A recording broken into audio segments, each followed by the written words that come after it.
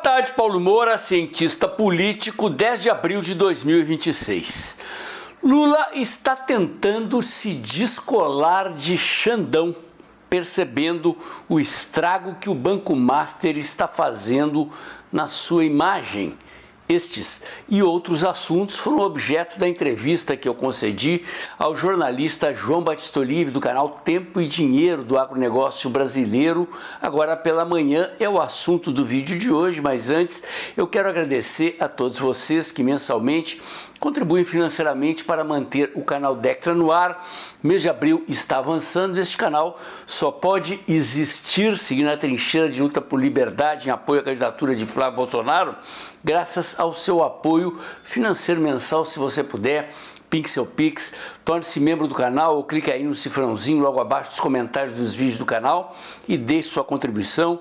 Agradeço a todos que já fizeram suas contribuições nos primeiros dias deste mês de abril. E lembre-se, se você puder, logo depois da entrevista, compartilhe esse vídeo, leve mais longe os conteúdos que eu entrego aqui diariamente.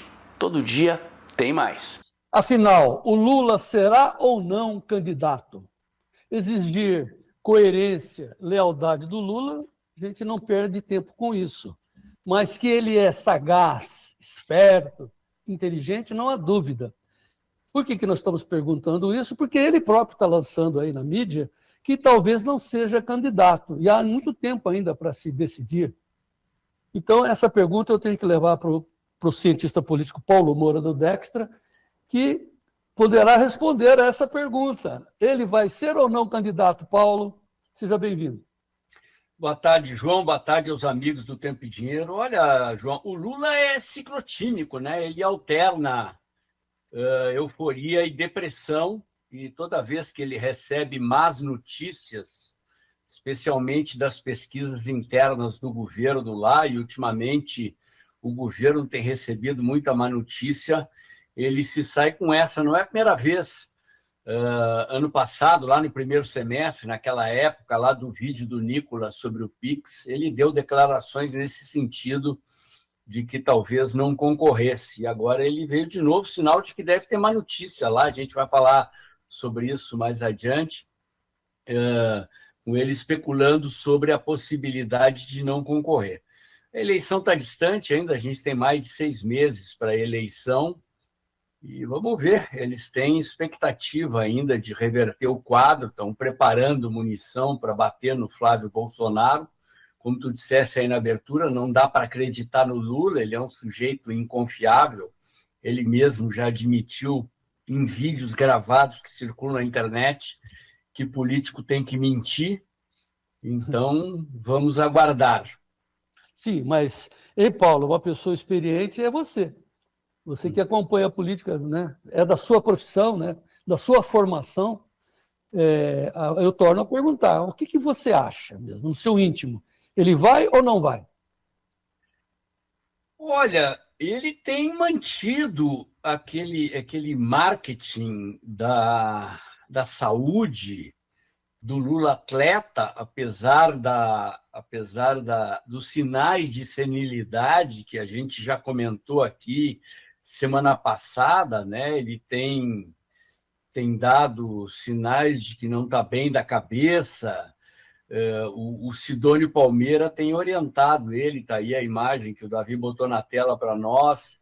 Ele dá umas corridinhas. A gente não sabe de quantos metros são essas corridinhas, né?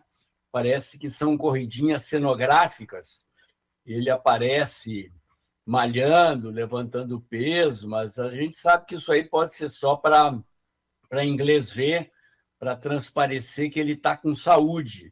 Mas, na verdade, quando ele comete esses atos falhos e fala as besteiras que a gente vê ele falar, a gente vê que a saúde mental dele não está muito boa, o que sugere para os eleitores que talvez não seja recomendável um presidente da República que ficaria no governo até os 85 anos de idade e que vai ter que tomar decisões importantes sobre o futuro do país sem condições mentais de governar. Então, ao mesmo tempo em que ele diz que vai concorrer, ele diz que talvez não concorra. Então, ele tomou uma pressão aí dos petistas e meio que se desdisse. Tem uma manchete da Folha aí em que ele corrige essa declaração de ontem que saiu na Veja de que talvez não concorra, mas que é provável que concorra, né? Essa da Veja é não decidi se serei candidato. Na Folha ele já diz não decidi, mas talvez concorra, né? Dificilmente deixará de concorrer. Então, é o Lula em zigue-zague. E nós vamos ter que conviver com isso. O prazo limite para o partido substituir um candidato é 14 de setembro, João. Então, veja só. O primeiro turno da eleição é dia 6 de outubro. Então, o partido pode substituir o Lula até 14 de setembro. Então, nós vamos conviver com esse zigue-zague do Lula até lá. Mas claro, você já deu a ficha, ele está fazendo marketing, embora a gente até tenha dito essa frase aqui, falem bem ou mal, mas falem de mim, não é o caso, né? E aí, pegando o fio da meada, ou seja, pegando essa última foto de hoje, que saiu hoje, né? Eu estou com 75 e já sei que a idade pesa. Imagine um sujeito com 80 anos, mostra a primeira foto, Davi, ele tentando mostrar que ele está jovem, correndo, um garotão de 16 anos. Que absurdo. Ei, Paulo, quem é que o Lula pretende enganar com essa foto? Nem a mim, nem a você, com certeza. Mas será que ele engana a plateia? Olha, João, a população é estratificada em diferentes tipos de pessoas, com diferentes graus de instrução, faixas de renda e capacidades cognitivas.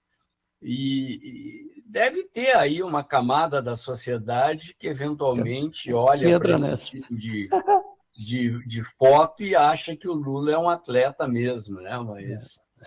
Mas você não pode enganar todo mundo o tempo todo, nem todo mundo engole isso aí, né? Então, mas a gente sabe, repetindo, né? A gente que tem o peso da idade sabe que a barriguinha vai aumentando, a perna vai afinando, a cabeça vai trocando os números, né? Vamos com calma aí, mas vamos na sequência, porque qual é o assunto? Como disse o Paulo, a revista Veja, anteontem, deu esse furo aí, deixamos todo... Virou manchete, evidente, né? O assunto de todos os dias. Lula vem e diz que ainda não decidiu. Como assim? Como não decidiu ainda? Só se fala nisso, né? Ele só fala nisso, de repente vem com essa história e, na sequência, ele lança o Haddad. A Folha colocou, não sei se a Folha está especulando, Paulo, mas como seu substituto. E aí dizendo que o Haddad já encosta no Flávio. Como assim? Que confusão. Paulo, explique isso. Na verdade, tem segmentos petistas da Faria Lima e do mercado financeiro, né, que acham que o Haddad foi um bom ministro. Acredite se quiser, né? Paulo, desculpe o comentário, foi bom para o pessoal dos bancos, evidentemente, né? Porque juro... nunca ganharam tanto dinheiro, né? Como ganham nos governos petistas, e aí nessa... É bom lembrar, existe um mercado de apostas, né? 2 grandes sites de aposta dos Estados Unidos aí, e esse povo não só ganha dinheiro com especulação no mercado financeiro, mas ganha dinheiro no mercado de apostas também. Então, esse tipo de especulação se presta para todo tipo de coisa. O Haddad é candidato ao governo de São Paulo, isso também ajuda a alavancar a candidatura do Haddad ao governo de São Paulo, com especulações de que ele poderia ser um candidato forte à presidência da República, mas é espuma, João, é espuma. Né? Sim, ele está querendo fazer o que nós estamos fazendo aqui, que fale deles, né? Que fique com eles e que a gente não vá para outro assunto tal. Mas, por fim, só para complementar, então, a análise, aí ele vem hoje, né? Hoje, na verdade, a Folha dizendo, olhando para cima, não sei, quem sabe, olha ele aí, olhando para cima. Lula disse que ainda não decidiu, mas que dificilmente deixará de concorrer. Mas, caramba, que coerência é mato para Lula, né? Ele vai fazendo manchete, se tornando centro de atenção e galvanizando a esquerda em nome dele, né? Eu acho que é uma eleição em que não há outros candidatos de esquerda. Nas eleições anteriores havia outros nomes para aderir ao Lula no segundo turno. Dessa vez não há, né? Ele está sozinho, isolado no primeiro turno, isolado no Palácio do Planalto também, né? O governo está com problemas de interlocução com o Congresso Nacional, o ministério foi esvaziado, os ministros saíram para concorrer e ele vai assim até a eleição, com dificuldades de interlocução com o Congresso Nacional, com ministros de segundo escalão assumindo a testa do governo, com dificuldades na economia, com dificuldades com as pesquisas de opinião, com escândalos acontecendo. O primeiro delator do INSS acabou de assinar o acordo de delação. Possivelmente, em uma semana, nós vamos saber se sai a delação do Vorcaro, e saindo essas delações, o conteúdo das delações vem para as manchetes. A situação do Lula não é nada boa. Ou seja, até a eleição, dia 6 de outubro, temos então essa definição aí das candidaturas, cuja data é 14 de setembro, 5 meses de novela. Haja paciência. Enquanto isso, os fatos. Vamos aos fatos. O lulômetro, que é medido pelo Poder 360, abriu mais uma vez a boca do jacaré. É isso, Paulo? Será que tem a ver com a PACA? Tem a ver com a PACA, João, mas tem a ver com os indicadores econômicos, né? Você vê que a PACA foi no domingo, né? Para quem não sabe, a Janja gravou um vídeo no Instagram. Vê que coisa incrível, João. A ideia de publicar um vídeo no Instagram com a Janja cozinhando para o Lula foi da Secom. Os caras ainda não aprenderam. E expor a Janja é tiro no pé. Acho que eles não imaginavam que a Janja ia se apresentar cozinhando uma paca. A paca é um animal silvestre, é proibido caçar paca no Brasil. Existe criação de paca em cativeiro.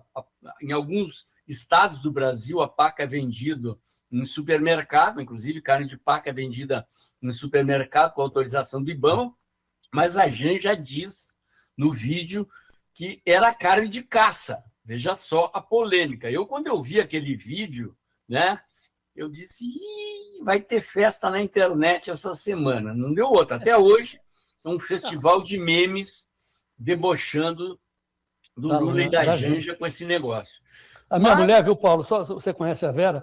Assim, o detalhe do lencinho amarrado no cabelo, ela falou, não, vai por cima de mim, não. Vai dar caca. Eu vi aquilo ali domingo de manhã e eu digo, opa, já esfreguei as mãos, vai ter festa na internet essa semana, né? E não deu outra. Mas, Paulo, mas um detalhezinho. Carne de paca é vermelha, dia de sexta-feira. Em domingo de Páscoa. Na verdade, sexta-feira, domingo de Páscoa. A carne vermelha é liberada no domingo de Páscoa para os cristãos, mas o pessoal come peixe, em geral come peixe, né? Eu pessoalmente comi peixe no domingo, mas é liberado. Mas é da tradição, muita gente segue comendo peixe, né? O peixe, na verdade, é na sexta-feira da Paixão. Mas o troço incendiou a internet. Mas é que tem a questão da economia, da inflação.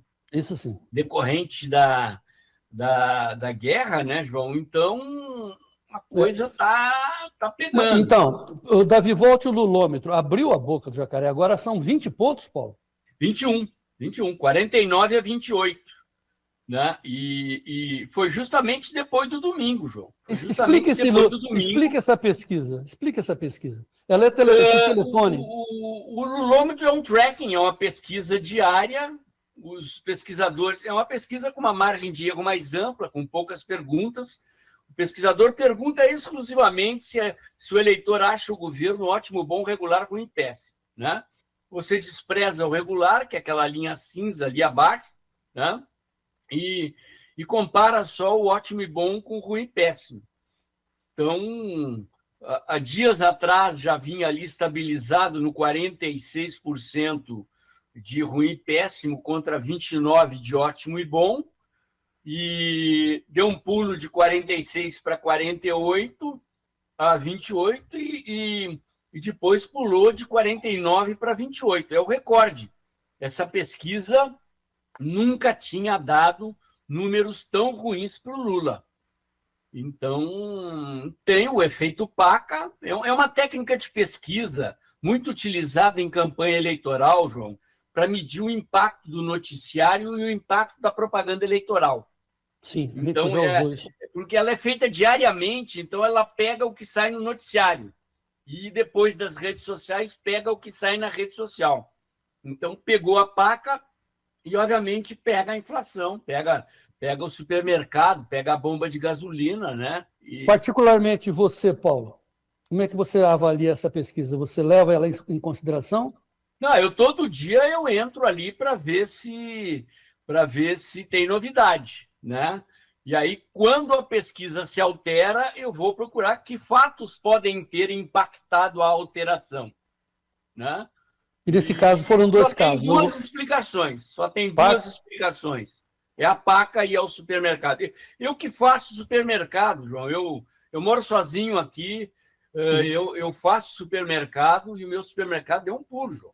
As minhas compras são sempre as mesmas, né? Eu não fico olhando, com exceção de alguns produtos, não fico olhando no detalhe o preço, né? Mas você olha a conta, né? Olha a notinha do supermercado ali no fim da compra e compara de semana para semana. O salto é impressionante. Subiu demais. Subiu demais. Mas vamos voltar ao tema. O tema é o Lula. Então até parece que só tem um candidato, né? A gente não fala do Flávio, mas é demonstrativo do fato mesmo que, no fundo, essa eleição é um plebiscito. É plebiscitária por quê? É uma pergunta, Paulo. Nós vamos votar no Flávio ou vamos votar no contra o Lula? João, toda vez que há um incumbente disputando a reeleição, o eleitor, a primeira pergunta que o eleitor se faz é: o cara que está lá sentado na cadeira merece ou não merece continuar? Se o eleitor acha que o cara merece continuar, ele nem olha para os outros. E todas as pesquisas estão fazendo esta pergunta para o eleitor. E em todos os institutos, os eleitores estão respondendo que Lula não merece continuar. Varia o percentual, de 51% a 57%, dependendo do instituto, os eleitores dizem que Lula não merece continuar. Só muda o percentual, mas a maioria dos eleitores respondem que Lula não merece continuar. Então, se o eleitor diz que Lula não merece continuar, o eleitor automaticamente volta o seu olhar para os outros candidatos. E quem é o candidato que está melhor posicionado nas pesquisas é o Flávio. Então, tem outros nomes? Tem outros nomes, né? Mas nós estamos numa situação em que é praticamente uma disputa de segundo turno no primeiro turno.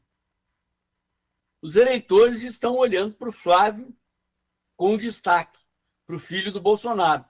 Mas há um componente de antipetismo, de antilulismo, de fadiga dos materiais. É a 8ª eleição que o Lula disputa. São 4 governos petistas, há um cansaço, fadiga dos materiais, né? Há essa situação da economia piorada agora com o impacto do preço dos combustíveis sobre o preço dos alimentos, os preços gerais da economia, há os escândalos de corrupção. Então, situação bastante complexa para o Lula. Vamos acrescentar também a essa lista que um fato que não está nas manchetes ainda, é a nova onda de gripe, aí, que tem um componente semelhante à Covid, que está se espalhando e ainda não está nas manchetes, mas chegará. Mas vamos voltar a essa tela que o Davi colocou, a pesquisa última do Instituto Veritá, mostrando aí uma abertura de uma diferença de 3 pontos para o Flávio. Né? 3 pontos já está acima da margem de erro, Paulo. E olha o tamanho da amostra, 40.500 entrevistas. Isso é uma amostra gigantesca, o que reduz bastante a margem de erro, né? Isso é muito interessante e está dentro do padrão das pesquisas, né? Muita gente, muitos analistas vêm falando e se o Flávio, na próxima onda de pesquisas, superar o Lula acima da margem de erro, que o Lula desistiria. A conversa dos analistas de uma semana para cá. Não por acaso, essa semana o Lula veio com esse papo de desistir. Né? Nesse sábado sai Datafolha, início da semana que vem sai Pesquisa Quest, já sob impacto dos novos índices de inflação. O IBGE hoje mostrou um impacto forte da inflação, Pode colocar aí. já sob o impacto do aumento dos combustíveis aí decorrentes da guerra. Foi um salto significativo de 3,81 para 4,14. Vocês podem ver o gráfico ali. É um salto muito significativo que eu já vinha sentindo no supermercado, como eu comentei antes, né? Então, possivelmente a nova safra de pesquisas que vai entrar aqui de abril para maio já revele o Flávio abrindo uma diferença maior sobre o Lula, né? E aí vamos ter que acompanhar. O PT está preparando as baterias aqui para começar a bater no Flávio. O Flávio ainda é superficialmente conhecido por uma parcela considerável da população. Muita gente conhece o Flávio só de ouvir falar. Então, significa que, quando o PT começar a bater no Flávio, essas pessoas que conhecem o Flávio só de ouvir falar serão impactadas pela propaganda negativa do PT. Nós vamos ver como é que isso vai impactar os eleitores. Então, por outro lado, a propaganda do Flávio está batendo no Lula também. Tem essa questão das delações do Banco Master e do INSS impactando o noticiário, o impacto da inflação no bolso do consumidor, né? A eleição está, digamos assim, subindo de temperatura no mês de abril e é o que vai atrair as atenções dos eleitores na próxima etapa.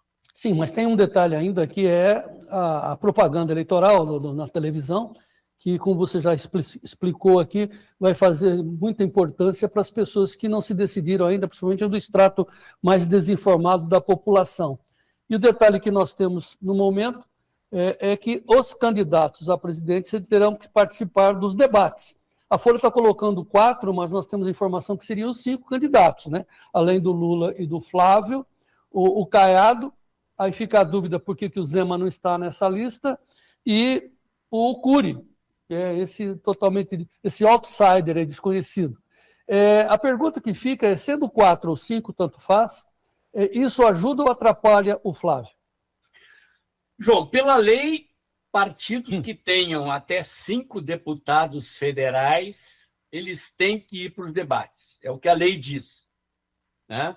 Partidos que tenham menos de 5 deputados federais, fica a critério das emissoras colocá-los ou não, mas as emissoras não são obrigadas a colocá-los. Então, seriam 5, além desses que constam aí no subtítulo da matéria, o Zema teria que ir, porque o Novo tem 5 deputados federais. São 5 deputados federais de direita ou de centro-direita, né?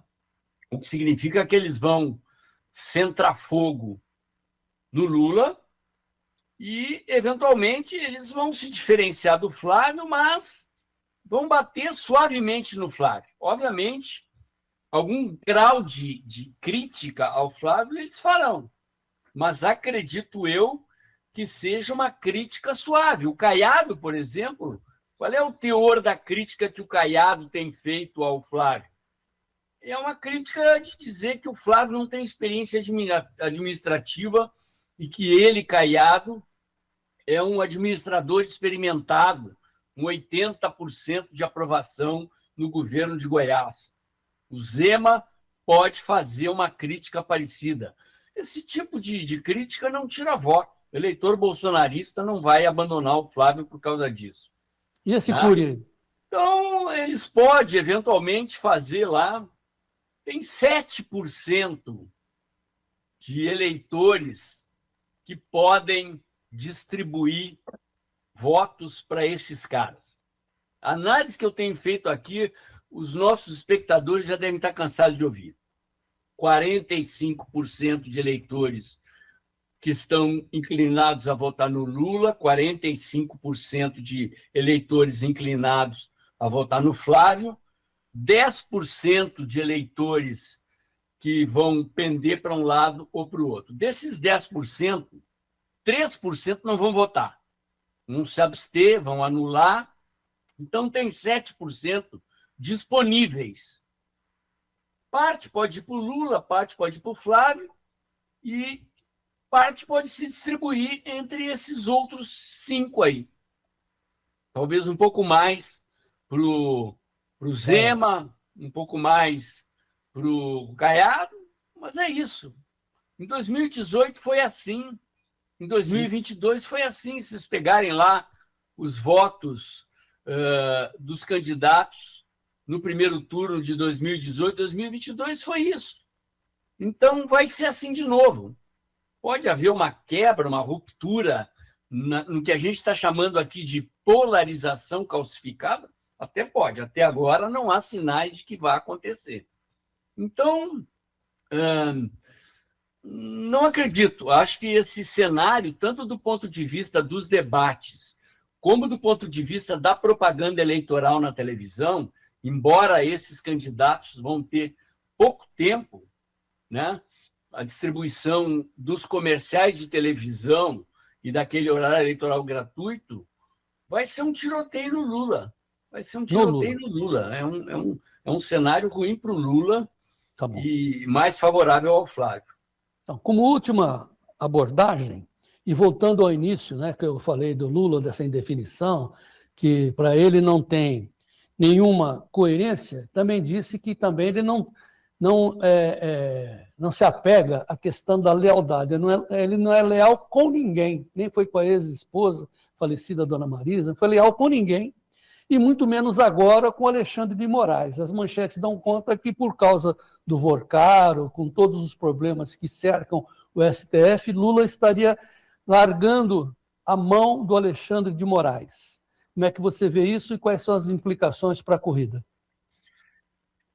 Ele constatou que o eleitor vincula cognitivamente o STF, o envolvimento do STF, notadamente do Alexandre de Moraes e do Toffoli, ao Lula, ao governo, em função do escândalo do Banco Master, e, consequentemente, ele precisa se dissociar de ambos, e tem dado declarações com esse objetivo de dissociar. O Lula não é leal. Lula acabou de ferrar o PT do Rio Grande do Sul, João. Por exemplo. Acabou de fritar o PT do Rio Grande do Sul. Mandou o PT do Rio Grande do Sul abandonar a candidatura própria e se submeter ao PDT do Rio Grande do Sul. Os dois partidos aqui, PT e PDT do Rio Grande do Sul, não se bicam, se odeiam. E ele mandou o PT do Rio Grande do Sul abandonar a candidatura própria e se submeter, a engolir goela abaixo a candidatura da Juliana Brizola. E agora ele está fazendo isso, está empurrando o Alexandre de Moraes para lá para tentar se dissociar publicamente da imagem do Alexandre de Moraes. Esse é o Lula de sempre. Farinha pouca, meu pirão primeiro. Pois é. Muito bem, senhores do Tempo e Dinheiro, se vocês quiserem uma definição mais acentuada ou trocar ideias, fazer perguntas, como eu estou fazendo ao Paulo, vocês têm uma oportunidade hoje, 8 horas da noite, horário de Brasília, no YouTube, no canal Dextra, que é o canal do professor Paulo Moura, onde o Dextra, todas as sextas-feiras, faz uma análise aberta, com interações com seus telespectadores, falando de tudo isso que nós analisamos aqui e muito mais. Então, hoje, sexta-feira, 8 da noite, ao vivo, o professor Paulo Moura faz um debate com vocês. Entrem no canal Dextra, prestigiem essa live fundamental, esclarecedora para todos nós. E, claro, continue conosco aqui no Tempo e Dinheiro, porque nós temos um clube fechado, onde o editor de política é o professor Paulo. Então, nos ajude, prestigie tanto o canal Dextra quanto o Clube do Tempo e Dinheiro e, essencialmente, mantenha o canal Dextra atuante, porque o Paulo, como eu sempre digo, como eu também, não plantamos soja, não criamos boi, né? Nós produzimos notícias e vivemos da audiência dos nossos telespectadores. Nós estamos colocando na tela o QR Code do canal Dextra para você colaborar e manter esse canal cada vez mais pujante, principalmente nesse momento da corrida eleitoral. Professor Paulo, então, hoje, sexta-feira.